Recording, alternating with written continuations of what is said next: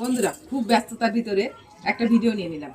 আমার দাদাবু এখন চলে যাবেন, তাই আমার রান্না শেষও হয়নি। সীমিত রান্নায় ট্যাংরা মাছের ঝোল করলাম, আর এখানে লাউ দিয়ে কাঁকড়া মাছ দিয়ে রাখলাম, আর দাদাবুকে তাড়াতাড়ি একটা ডিম ভেজে দিলাম।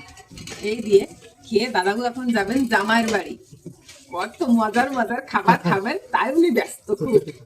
না না, এই যা খেলাম না সকালে ট্যাংরা মাছ, হ্যাঁ কি স্বাদ।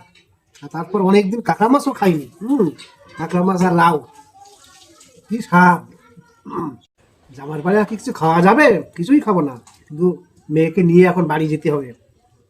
আচ্ছা, সবাই ভালো থাকো। আমার দাদাবু চলে যাচ্ছেন, আজ 2 দিন ছিলেন।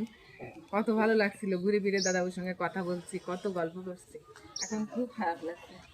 সুখে থাকো, ভালো থাকো, এই আর কি ঠাকুরের কাছে প্রার্থনা করি, মঙ্গল করবো ঈশ্বর।